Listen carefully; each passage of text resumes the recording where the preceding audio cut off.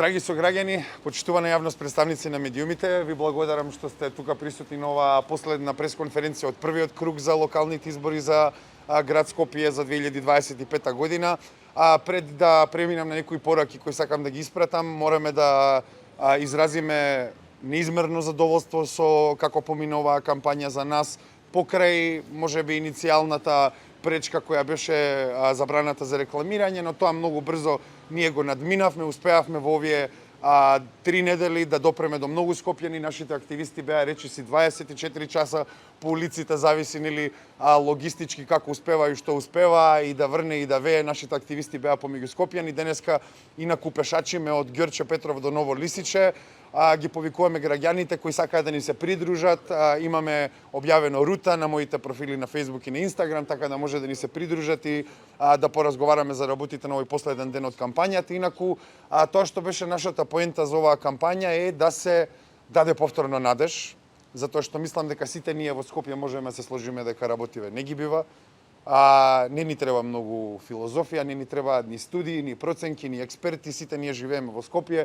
Знаеме дека ситуацијата е крајно лоша, можеби никогаш не била волку лоша, ама тоа што требаат политичките чинители конечно да го направат во Македонија е да покажат дека може да се сменат работите и дека има надеж. Тоа ние успеавме да го направиме и со оглед на позитивната кампања која ја теравме во целиот овој изминат период, очекуваме дека ќе имаме позитивни резултати, очекуваме дека има реални шанси да влеземе во вториот круг и да се надпреваруваме за престолнината, за град Скопје.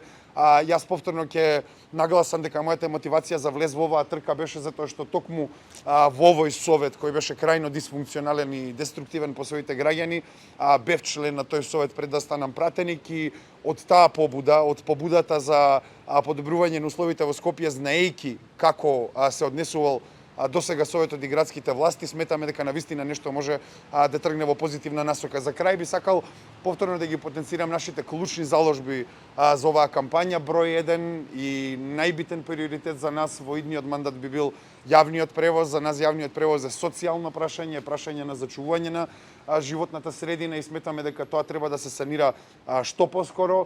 Потоа борба со загадувањето на воздухот на повеќе фронтови, како што сум нагласил повеќе пати, досега градските власти само ги третирале симптомите, а не изворите на загадувањето. Изворите на загадувањето се од различна природа, тоа е буквално од прашината која не се чисти од нашите улици, од инспекцијските служби кои не се окрупнети во склоп на град Скопје и не може да ја вршат својата работа на вистински начин и крајно и преку давање на еден вистински модел на јавен превоз кој ќе им дозволи на скопјани да бараат алтернатива покрај личните возила или како што се автомобилите. И крајно тоа што сакам да го упатам како порака е дека за сите работи кои ние како кандидати зборувавме во изминатиот период, кои се крајно банални, кои треба една градска власт да ги спроведува тековно, тоа се поправање на улици, чистење на смет, нешто што едноставно ние претпоставуваме дека треба да се случува тековно, за сето тоа има еден одговор и сакам на гледачите да им посочам дека единствениот одговор е окрупнување и зајакнување на нашите предпријатија. Кога ќе ги ујакнеме предпријатијата, тогаш ќе имаме и квалитетни услуги. Градоначалниците не излегуваат на терен со лопати и со метли, работниците се тие кои ги чистат нашите улици, работниците се тие кои ги поправаат нашите улици, така да треба да се зајакнат капацитетите на град Скопје и да се создадат подобри услови за работа кои ќе може да одговараат потоа на потребите на граѓаните на Скопје. Ние нема да дозволиме приватизација на ниеден капацитет на град Скопје, на ниедна педа на град Скопје. Напротив, ние сметаме дека тие капацитети треба да се окрупнуваат и мислам дека цела оваа порака добро резонира со граѓаните на град Скопје, затоа што ние сме сведоци дека во изминатите неколку децении, дел по дел, кришка по кришка, градските капацитети се намалуваат и град Скопје е се повеќе и повеќе зависно од волјата на централната власт. Еве денеска можеме да заклучиме една кампања каде што едно од клучните прашања кои ги имав, па што ако победиш и што ако централната власт не соработува со тебе, и тоа е едно прашање кое само треба да ни биде аларм за во каква ситуација сме дојдени, дали тоа значи дека треба да ги предадеме клучевите од градот на премиерот. Ние сметаме дека не е тоа така, туку едноставно треба во интерес на скопјани, а не во интерес на Левица или ВМРО ДПМН или поединци да се водат политиките, туку ексклузивно во интересот на град Скопје. 600.000 луѓе сме, можеме да ги решиме проблемите, можеби не јас сам, можеби не ние тука што сме собрани, ама во град Скопје има неверојатен човечки потенцијал, доколку придонесе, сметаме дека градот може повторно да блесне во сиот негов раскош. Дали имате прашање? Како се чувствувате пред изборите во недела?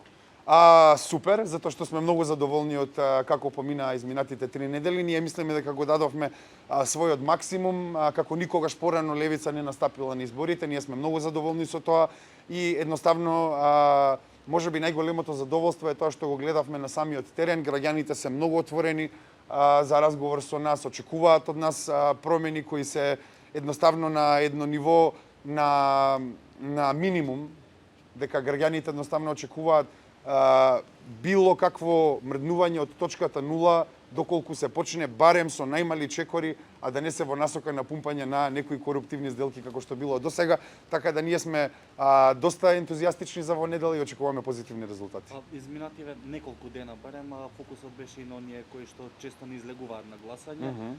Еве, која е главната порака пред граѓаните да одлучат кому ќе го дадат гласот во недела? Ви благодарам многу за ова прашање. Сметам дека е важно да напоменеме дека за локалните избори ги повикуваме сите да излезат да гласаат, затоа што се работи за нашите животни простори, тоа се проблеми кои се однесуваат на нашето секојдневие, значи локалната политика не е апстрактна работа, таа се однесува за мајките кои чекаат со своите деца да излезат да прошетаат и чекаат од Лилјаково да падне во Портокалово, загадувањето во градот за да излезат да прошетаат, тоа се однесува на работниците кои не можат да стигнат на работа со автобуси и мораат да каснат и несигурни да бидат на своите работни места.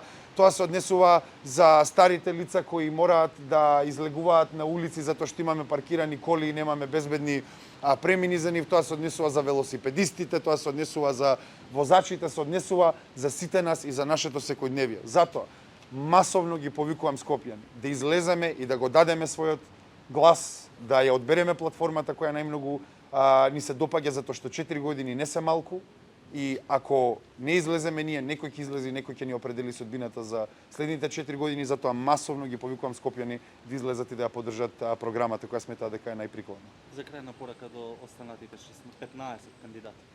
Со среќа немаме ние што посебно да им посочуваме. Сметаме дека граѓаните треба да го имаат последниот збор.